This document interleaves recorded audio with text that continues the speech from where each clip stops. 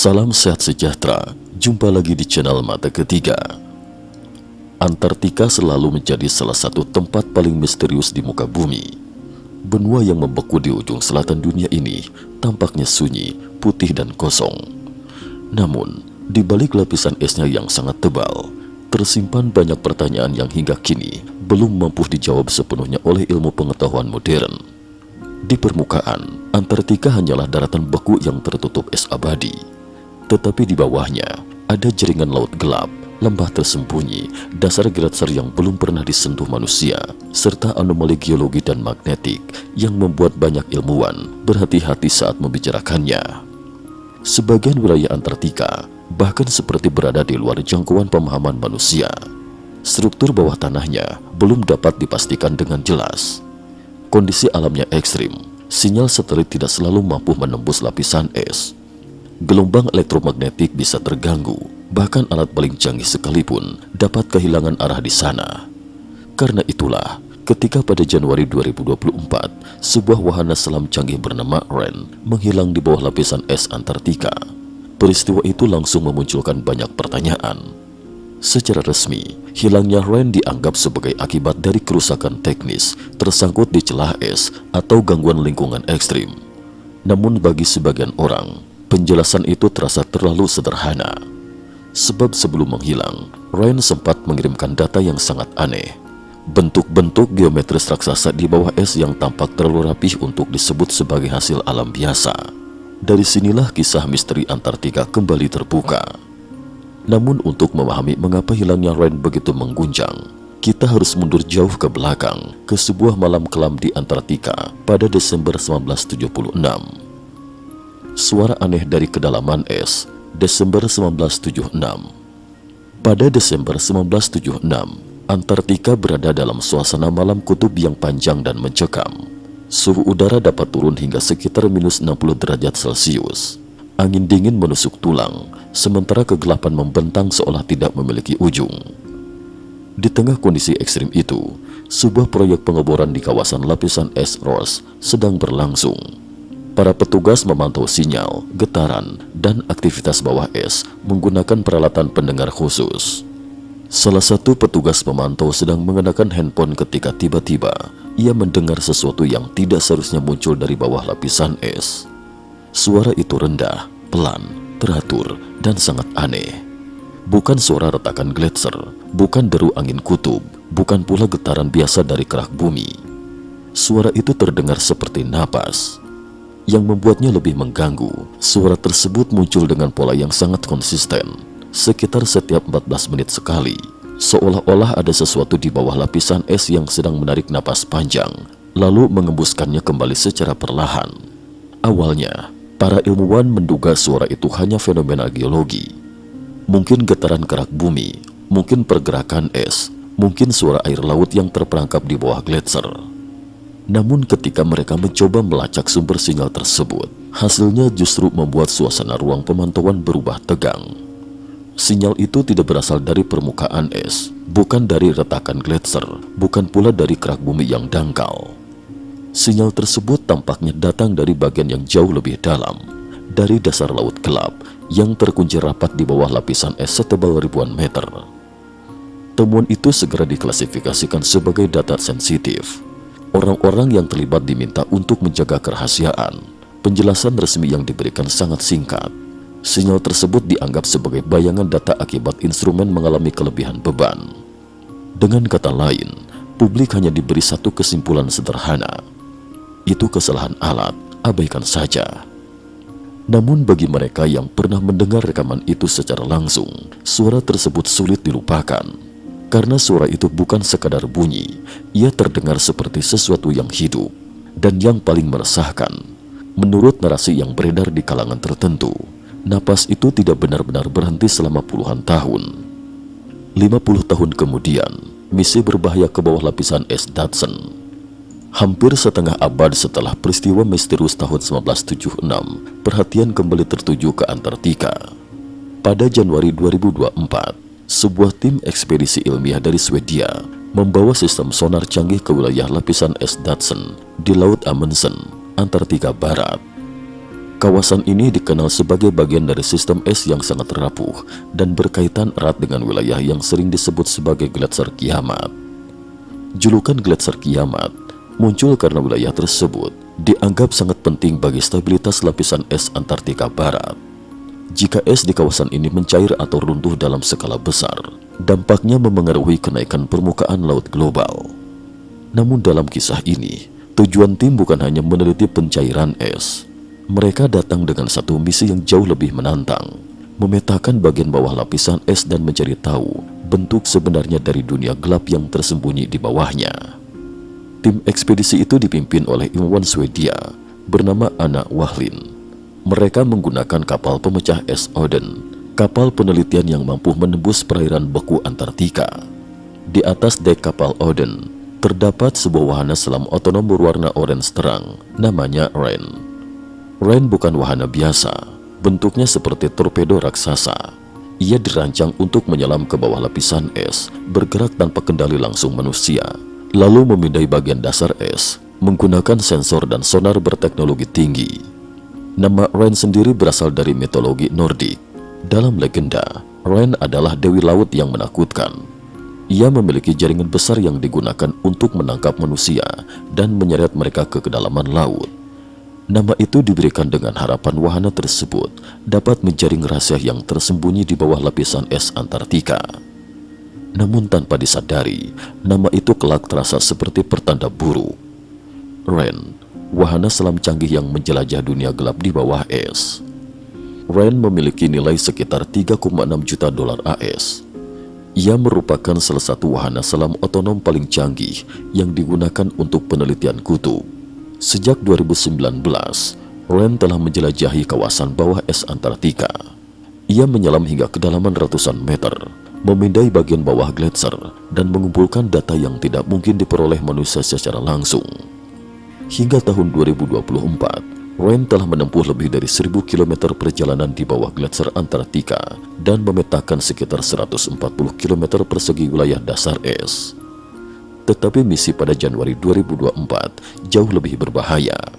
Kali ini, Ren ditugaskan masuk sekitar 17 km ke bagian dalam lapisan es. Ia harus menyusuri ruang gelap di bawah gletser, tempat sinyal GPS tidak dapat menjangkau. Komunikasi langsung tidak bisa dilakukan, dan setiap kesalahan navigasi dapat berakibat fatal. Begitu Ren menyelam, ia tidak bisa lagi dikendalikan secara manual. Ia hanya bekerja berdasarkan program yang telah dimasukkan sebelumnya. Ia akan bergerak sendiri, memindai wilayah yang ditentukan, menyimpan data di memorinya, lalu muncul kembali ke permukaan pada waktu yang telah dijadwalkan. Di dalam kabin kapal Oden, Anna Wahlin dan pakar navigasi bernama Eric memantau pergerakan Ren dengan penuh ketegangan. Mereka tahu, setelah Ren masuk terlalu jauh ke bawah es, mereka hanya bisa menunggu. Tidak ada kendali langsung, tidak ada komunikasi real-time yang stabil, tidak ada jaminan wahana itu akan kembali. Di bawah lapisan es, Ren benar-benar sendirian. Hari ke-27, struktur aneh muncul di layar sonar. Kapal Oden telah berada di perairan Antartika selama 27 hari. Selama itu pula Ren bergerak di bawah air, menjalankan misi pemetaan di wilayah yang belum pernah dilihat manusia secara langsung. Pada pagi hari ke-27, Anna Wahlin dan Eric berada di kabin kapal, memeriksa data sonar yang dikirimkan oleh Ren. Awalnya semua tampak normal, namun tiba-tiba, Wahlin melihat sesuatu yang membuatnya langsung berdiri dari kursinya. Ia menunjuk layar monitor dan meminta Eric memperbesar satu area tertentu. Di sana terlihat pola-pola aneh pada bagian bawah es. Bentuknya tidak seperti lekukan alami, tidak seperti pola erosi yang lazim terbentuk oleh aliran air laut hangat. Struktur itu tampak seperti bukit pasir yang terbalik, namun tepinya terlalu rapi, sudutnya terlalu tajam, polanya terlalu teratur. Berdasarkan prinsip mekanika fluida, aliran air yang mengikis es biasanya membentuk garis-garis lembut dan melengkung. Tetapi struktur yang muncul di layar memiliki sudut sekitar 30 derajat, seolah-olah dipahat atau dibentuk oleh sesuatu proses yang jauh lebih terarah. Wahlin kemudian menyebutnya seperti matriks geometris raksasa. Di bagian timur dan tengah dasar lapisan es, terlihat platform bertingkat-tingkat seperti anak tangga. Bentuknya seolah menyerupai tangga raksasa yang tersusun dengan presisi. Di bagian barat, tampak cekungan-cekungan berbentuk seperti huruf D. Sebagian panjangnya mencapai sekitar 300 meter dan kedalamannya sekitar 50 meter. Selain itu, ada juga saluran pusaran, pola gelombang, dan formasi yang tampak begitu rumit hingga sulit dipercaya hanya terbentuk karena pencairan alami dasar es. Bagi para ilmuwan, ini tentu bisa dijelaskan sebagai hasil interaksi antara air laut hangat, arus bawah gletser, dan proses pencairan es yang kompleks. Namun bagi mereka yang melihatnya pertama kali di layar sonar, pemandangan itu terasa menggetarkan, sebab bentuk-bentuk itu tampak terlalu teratur untuk disebut kebetulan. Seolah-olah di bawah es Antartika ada lanskap tersembunyi yang pernah disentuh oleh kekuatan tertentu, entah alam, entah sesuatu yang belum dipahami manusia. Detik-detik sebelum Ren menghilang, saat data itu muncul, Ren sebenarnya sudah hampir menyelesaikan misinya. Wahana tersebut hanya berjarak sekitar 2 km dari titik kembali. Di atas kapal Oden, sesuatu mulai sedikit lega. Setelah hampir sebulan penuh bekerja di lingkungan ekstrim, misi itu tampaknya akan berakhir sukses. Anak Wahlin sempat menikmati kopi dan menatap keluar jendela. Di luar, yang terlihat hanyalah laut beku, bongkahan es, dan langit kutub yang sunyi. Tak lama kemudian, kapal Oden tiba di titik pertemuan yang telah ditentukan. Sesuai program, Ren seharusnya muncul ke permukaan. Namun wahana itu tidak muncul. Menit demi menit berlalu, tidak ada sinyal, tidak ada tanda-tanda pergerakan, tidak ada gelembung, tidak ada benda orange terang yang naik dari laut beku. Wahlin mulai panik. Kapal Oden diperintahkan berputar di sekitar area tersebut. Tim mencari berulang kali. Mereka menyisir lokasi yang diperkirakan menjadi titik kemunculan Ren. Namun hasilnya nihil, Ren hilang. Wahana selam canggih bernilai jutaan dolar itu lenyap di bawah gletser kiamat tanpa meninggalkan jejak. Bagi tim ilmuwan, kehilangan Ren bukan hanya kerugian finansial. Itu adalah kehilangan data, kehilangan perangkat penting, dan kehilangan satu-satunya mata manusia yang sedang melihat langsung dunia tersembunyi di bawah Antartika. Secara emosional, peristiwa itu terasa seperti sebuah pukulan berat. Ren masuk ke dalam kegelapan untuk mencari jawaban, namun ia tidak pernah kembali. Penjelasan resmi, kerusakan, celah es atau gangguan alam. Sekitar 3 bulan setelah hilangnya Ren, dunia ilmiah memberikan penjelasan yang lebih masuk akal. Ada beberapa kemungkinan. Pertama, Ren mungkin mengalami kerusakan perangkat keras akibat lingkungan ekstrim di bawah es. Tekanan tinggi, suhu sangat rendah, arus kuat, dan benturan dengan struktur es bisa merusak sistemnya. Kedua, wahana itu mungkin tersangkut di celah es atau ruang sempit di bawah gletser. Jika Ren gagal menemukan jalur keluar, ia tidak akan mampu naik ke permukaan. Ketiga, ada kemungkinan gangguan dari hewan laut seperti anjing laut, meskipun kemungkinan ini terdengar lebih spekulatif. Dalam dunia ilmiah, kehilangan wahana otonom di lingkungan ekstrim bukan hal yang mustahil. Di bawah lapisan es Antartika, kesalahan kecil saja dapat membuat sebuah perangkat hilang selamanya. Namun tetap saja, bagi sebagian pihak, waktu hilangnya Ren terasa terlalu aneh. Ia menghilang tepat setelah menemukan struktur geometris yang tidak biasa. Dari sinilah muncul teori yang jauh lebih misterius. Teori dinding Antartika, antara legenda, spekulasi, dan imajinasi pinggiran. Di kalangan ilmuwan pinggiran dan penganut teori alternatif, hilangnya Ren dianggap bukan kecelakaan biasa.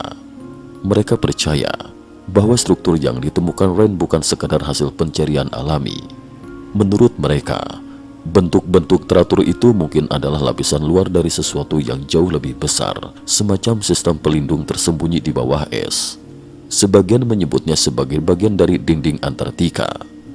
Dalam pandangan ini, dinding Antartika bukan sekedar dinding fisik. Ia dianggap sebagai sistem pertahanan cerdas yang mampu menyembunyikan diri, mengganggu navigasi, bahkan menangkap benda yang terlalu dekat dengan rahasianya. Menurut teori tersebut, ketika sonar frekuensi tinggi Ren memindai struktur bawah es terlalu dalam, sistem pertahanan itu terpicu. Ren kemudian tidak sekadar tersesat, melainkan ditangkap oleh sesuatu yang berada di bawah lapisan es. Ada pula teori yang lebih ekstrim. Rand tidak hanya ditangkap, tetapi diubah atau diformat ulang oleh sistem tersebut. Tentu saja, semua ini bukan kesimpulan ilmiah arus utama. Namun kisah ini menjadi semakin menarik karena konsep dinding Antartika ternyata telah lama muncul dalam berbagai legenda dan teori konspirasi. South Pole Wall, dinding kosmik dan imajinasi tentang segel Antartika. Pada tahun 2020, para ilmuwan menemukan struktur kosmik raksasa yang kemudian dikenal sebagai South Pole Wall atau dinding kutub selatan. Struktur ini berada di alam semesta membentang sangat luas dalam skala galaksi. Penemuan tersebut sebenarnya berkaitan dengan kosmologi, bukan Antartika bumi. Namun bagi sebagian penganut teori alternatif, nama dinding kutub selatan langsung memicu imajinasi lain. Mereka mengaitkannya dengan legenda lama tentang dinding Antartika di bumi. Dalam teori bumi datar, Antartika tidak dianggap sebagai benua di kutub selatan, melainkan sebagai dinding es raksasa yang mengelilingi dunia. Dinding itu dipercaya mencegah air laut jatuh keluar dan menghalangi manusia melihat apa yang ada di baliknya. Pandangan ini jelas bertentangan dengan ilmu pengetahuan modern. Foto satelit, perjalanan keliling dunia, navigasi penerbangan, dan pengamatan astronomi telah membuktikan bahwa bumi berbentuk hampir bulat. Namun sebagian kecil orang tetap percaya bahwa Antartika menyimpan semacam batas terakhir yang sengaja tidak boleh dilewati. Ketika struktur kosmik South Pole Wall ditemukan pada tahun 2020, sebagian dari mereka merasa semakin yakin bahwa dinding bukan sekedar simbol. Mereka mulai menghubungkan dinding kosmik dengan dinding es Antartika, seolah-olah keduanya memiliki fungsi yang sama sebagai segel yang menutup rahasia besar. Sekali lagi, ini bukan kesimpulan ilmiah, namun dalam narasi misteri Antartika, gagasan ini menjadi salah satu elemen yang membuat cerita terasa semakin menegangkan. Legenda New Swabia dan Operasi High Jam. Kisah tentang Antartika tidak bisa dilepaskan dari legenda lama mengenai ekspedisi Jerman ke wilayah New Swabia pada sekitar tahun 1938 hingga 1939. Dalam beberapa cerita alternatif, ekspedisi tersebut disebut menemukan oasis hangat, gua bawah es, bahkan pintu masuk menuju dunia bawah tanah. Menurut legenda yang beredar, menjelang akhir Perang Dunia II pada tahun 1945, sebagian petinggi Nazi disebut melarikan diri menggunakan kapal selam U-boat ke Antartika. Mereka dipercaya membawa teknologi canggih dan membangun basis tersembunyi yang disebut Jerman Baru. Narasi ini kemudian dikaitkan dengan ekspedisi besar Amerika Serikat ke Antartika pada 1946 hingga 1947 yang dikenal sebagai Operation High Jam. Secara resmi, Operation High Jam adalah misi militer dan ilmiah untuk melatih personel, menguji perlengkapan di wilayah kutub, serta memperluas pengetahuan Amerika Serikat tentang Antartika. Namun dalam teori alternatif, operasi itu disebut memiliki tujuan tersembunyi, mencari basis Nazi rahasia di bawah es. Sebagian kisah bahkan menyebut armada Amerika bertemu dengan wahana terbang berbentuk piringan yang bergerak sangat cepat. Dalam cerita tersebut, piringan-piringan itu menyerang pasukan pendahulu Amerika, menenggelamkan kapal, dan menewaskan puluhan orang. Kisah ini semakin diperkuat oleh kutipan yang sering dikaitkan dengan Laksamana Muda, Richard E. Byrd, tokoh penting dalam ekspedisi kutub Amerika. Ia disebut pernah memperingatkan bahwa dalam perang berikutnya, Amerika Serikat dapat diserang dari wilayah kutub. Bagi penganut teori peradaban bawah tanah, kisah Byrd menjadi bukti bahwa Antartika bukan sekedar benua beku, melainkan pintu menuju wilayah yang dijaga ketat. Dalam pandangan mereka, dinding es Antartika adalah sistem pertahanan hidup. Ia memiliki pintu, lorong, dan mekanisme untuk menolak orang yang tidak diizinkan masuk. Karena itu, hilangnya Rand pada tahun 2024 dianggap sebagai pengulangan pola lama. Manusia mencoba mendekati rahasia Antartika, lalu sesuatu di bawah es merespon. Rixline Gravity Anomaly, kuburan gravitasi yang mengguncang ilmu pengetahuan. Misteri Antartika tidak berhenti pada legenda. Pada Juni 2006, sebuah temuan ilmiah menarik muncul dari wilayah Rixline, Antartika Timur. Di sebuah laboratorium Universitas Negeri Ohio, ahli geologi Ralph Von Fresh dan timnya meneliti data gravitasi dari satelit GRASS. Satelit GRACE terdiri dari dua satelit yang dijuluki Tom and Jerry. Keduanya dirancang untuk mengukur variasi medan gravitasi bumi yang dapat memberikan petunjuk tentang struktur geologi, perubahan es, air tanah, dan dinamika planet. Saat data dari wilayah Ulrichsland dianalisis, para peneliti menemukan sesuatu yang luar biasa. Di bawah lapisan es Antartika Timur, terdapat anomali gravitasi besar. Bentuknya menyerupai struktur melingkar raksasa dengan diameter sekitar 500 km. Ukuran itu sangat besar, lebih dari 2 kali diameter kawah Chicxulub di Yucatan, Meksiko, yang dikaitkan dengan kepunahan dinosaurus sekitar 66 juta tahun lalu. Ralph von Fresch kemudian mengajukan hipotesis yang mengguncang. Anomali Ulrichsland mungkin merupakan bekas tumbukan asteroid raksasa yang sangat purba. Jika benar, peristiwa itu bisa jadi berkaitan dengan kepunahan massal terbesar dalam sejarah bumi, yaitu kepunahan Permian-Triassic sekitar 252 juta tahun lalu. Kepunahan tersebut sangat mengerikan. Diperkirakan sekitar 96% kehidupan laut dan sekitar 70% vertebrata darat punah. Dalam hipotesis von Fresch, tumbukan di wilayah Ulrichsland bukan hanya menghancurkan kehidupan global, tetapi juga mungkin berperan dalam memicu perubahan tektonik besar, termasuk pemisahan Australia dan Antartika ketika keduanya masih menjadi bagian dari superbenua Gondwana. Temuan ini terdengar sangat besar, namun untuk membuktikannya, para ilmuwan harus menembus lapisan es setebal lebih dari 2000 meter dan mengambil sampel langsung dari dasar struktur tersebut. Itulah bagian yang paling sulit. Selama bertahun-tahun, penelitian terhadap anomali Ulrichsland masih sangat bergantung pada data udara, satelit, dan radar. Pengeboran dalam untuk mengambil sampel langsung belum benar-benar memberikan jawaban final. Karena itu, hingga kini Ulrichsland Gravity Anomaly masih menjadi misteri besar. Dalam dunia ilmiah, ia mungkin kawah tumbukan purba. Dalam teori alternatif, ia disebut sebagai kuburan gravitasi. Bagi sebagian penganut teori dunia bawah tanah, tempat itu dianggap sebagai pintu masuk terbesar menuju bagian dalam bumi. Misi udara tahun 2001 ketika kompas berputar liar di atas Antartika. Selain anomali gravitasi, Antartika juga menyimpan anomali magnetik yang tak kalah mencengangkan. Pada Desember 2001, di kawasan dekat stasiun penelitian Vostok, sebuah pesawat bermesin ganda yang telah dimodifikasi khusus melakukan misi pemantauan magnetik. Di dalam pesawat, ahli geofisika bernama Standinger dan rekannya Bell memantau gelombang real-time dari magnetometer. Tiba-tiba, Bell melepas handphone dan memperingatkan Standinger bahwa magnetometer menunjukkan lonjakan tidak biasa. Angkanya disebut melampaui 1000 nano Tesla. Dalam kondisi normal, magnetisme batuan kerak bumi tidak seharusnya menghasilkan anomali sekuat itu, kecuali terdapat material berkepadatan tinggi atau mineral bermagnet kuat di bawah permukaan. Namun keanehan tidak berhenti di sana. Kompas mekanis di pesawat mulai berputar liar. Jarumnya tidak lagi menunjukkan arah yang benar, seolah-olah medan magnet di wilayah itu telah dipelintir oleh suatu kekuatan besar. Stadinger kemudian menandai lintasan mereka di peta. Ia menyimpulkan bahwa mereka baru saja melewati zona anomali magnetik yang luasnya lebih dari 100 km persegi. Yang paling mengganggu adalah bentuk gradiennya yang sangat curam.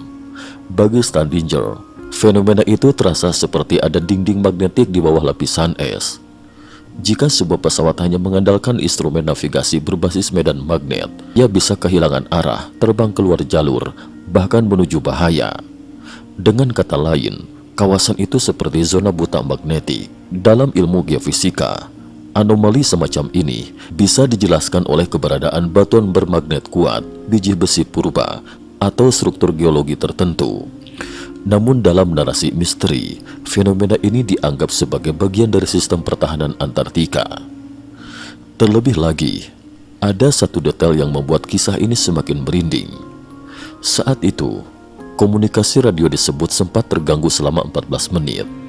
Angka itu sama dengan interval suara napas yang konon terdengar pada Desember 1976. Apakah ini kebetulan atau ada pola yang belum dipahami? Keterkaitan antara suara 1976, anomali 2001, gravitasi 2006, dan hilangnya Rain 2024. Jika dilihat secara terpisah, masing-masing peristiwa masih bisa dijelaskan dengan pendekatan ilmiah. Suara tahun 1976 bisa jadi gangguan instrumen atau fenomena alam bawah es. Anomali magnetik tahun 2001 bisa jadi akibat batuan bermagnet kuat. Anomali gravitasi tahun 2006 bisa jadi struktur tumbukan purba. Hilangnya REN tahun 2024 bisa jadi karena kerusakan teknis atau tersangkut di bawah es. Namun ketika semua peristiwa itu disusun dalam satu garis waktu, muncul kesan yang sulit diabaikan. Pada Desember 1976, terdengar suara berulang seperti napas dari bawah es. Pada Desember 2001, ditemukan zona magnetik aneh yang mengganggu navigasi dan komunikasi. Pada Juni 2006, ditemukan anomali gravitasi raksasa di Wixland. Pada Januari 2024, REN menemukan struktur geometris aneh sebelum menghilang. Bagi para ilmuwan arus utama, ini adalah kumpulan fenomena kompleks di salah satu lingkungan paling ekstrim di bumi.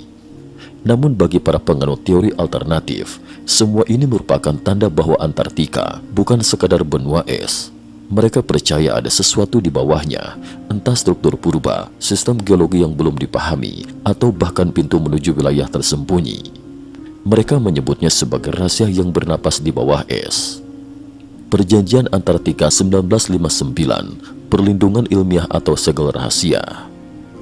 Pada 1 Desember 1959, Amerika Serikat, Uni Soviet dan 10 negara lainnya menandatangani Perjanjian Antartika. Perjanjian ini mulai berlaku pada 23 Juni 1961. Secara resmi, perjanjian tersebut menetapkan Antartika sebagai wilayah yang digunakan untuk tujuan damai dan ilmiah. Aktivitas militer dilarang, klaim wilayah dibekukan, penelitian ilmiah didorong, ekosistem Antartika dilindungi. Dari sudut pandang internasional, perjanjian ini adalah salah satu contoh kerjasama global yang penting, terutama karena ditandatangani saat dunia sedang berada dalam ketegangan perang dingin. Namun bagi penganut teori konspirasi, perjanjian Antartika justru dianggap mencurigakan. Mereka bertanya, mengapa negara-negara besar yang saling bermusuhan bisa sepakat begitu cepat untuk membatasi akses ke Antartika? Menurut mereka, perjanjian itu bukan hanya untuk melindungi lingkungan, tetapi juga untuk menutup rahasia besar yang tersembunyi di balik dinding es. Dalam pandangan ini, perjanjian Antartika adalah segel politik, sementara lapisan es Antartika adalah segel fisik. Keduanya sama-sama berfungsi untuk menjaga sesuatu agar tidak diketahui manusia. Sekali lagi, ini bukan kesimpulan ilmiah, namun dalam cerita misteri Antartika, gagasan ini memperkuat nuansa bahwa ada sesuatu di benua beku itu yang sengaja dijauhkan dari publik. REN generasi kedua, misi baru pada akhir 2026 hingga 2027. Setelah kehilangan REN pada tahun 2024, tim ilmuwan tidak berhenti. Menurut rencana, mulai akhir tahun 2026 hingga tahun 2027, tim ekspedisi yang dipimpin anak Wahlin akan kembali ke wilayah Gletser Kiamat dengan membawa generasi baru wahana REN. Misi ini menjadi sangat penting karena ada banyak pertanyaan yang belum terjawab. Apa sebenarnya struktur geometris yang terlihat di bawah lapisan es Dodson? Mengapa REN tidak muncul kembali ke permukaan? Apakah ia tersangkut, rusak, atau terseret dalam labirin bawah es? Apakah anomali magnetik Antartika dapat memengaruhi navigasi wahana otonom? Dan apakah ada kaitan antara wilayah Gletser Kiamat, anomali Wixland, serta fenomena suara napas dari tahun 1976? Secara ilmiah, misi berikutnya akan membantu manusia memahami bagaimana air laut hangat mengikis bagian bawah gletser, bagaimana bentuk dasar es terbentuk, dan seberapa cepat lapisan es Antartika Barat dapat berubah. Namun secara naratif, misi itu terasa seperti berjalan kembali ke gerbang misteri. Karena kali ini, manusia sudah tahu bahwa alat secanggih REN sekalipun bisa hilang di sana. Dan ketika wahana generasi kedua nanti kembali menyelam ke bawah es, pertanyaannya bukan hanya apakah ia mampu menemukan jawaban. Pertanyaannya adalah, apakah ia akan kembali? Penutup, Antartika, benua sunyi yang seolah menyimpan ingatan bumi. Antartika bukan hanya wilayah beku di ujung dunia. Ia seperti arsip raksasa yang menyimpan jejak masa lalu bumi, iklim purba, pergerakan benua, kepunahan massal, tumbukan kosmik, serta proses geologi yang berlangsung selama jutaan tahun. Namun di balik penjelasan ilmiah itu, Antartika juga memiliki sisi lain, sisi yang gelap, sunyi dan penuh misteri. Suara aneh dari bawah es pada Desember 1976, zona magnetik yang mengganggu navigasi pada Desember 2001, anomali gravitasi raksasa di Wixland pada Juni 2006, hilangnya wahana selam Ren pada Januari 2024, dan rencana ekspedisi baru pada akhir 2026 hingga 2027. Semua peristiwa itu membuat Antartika tampak seperti sebuah teka-teki besar yang belum selesai dibaca. Mungkin suatu hari nanti, ilmu pengetahuan akan memberikan jawaban yang jelas. Mungkin struktur aneh di bawah es hanyalah hasil pencairan dan arus laut. Mungkin anomali magnetik dan gravitasi hanyalah proses alam yang belum sepenuhnya dipahami. Mungkin hilangnya Ren memang hanya kecelakaan teknis di lingkungan ekstrim. Namun sampai jawaban itu benar-benar ditemukan, Antartika akan tetap menjadi panggung bagi misteri yang membuat manusia merinding. Sebab di bawah kandungan esnya seolah masih ada sesuatu yang menunggu. Sesuatu yang sejak puluhan tahun lalu terdengar seperti sedang bernapas dalam kegelapan. Dan kini manusia kembali bersiap mendekatinya. Cukup sekian dulu, terima kasih atas perhatiannya.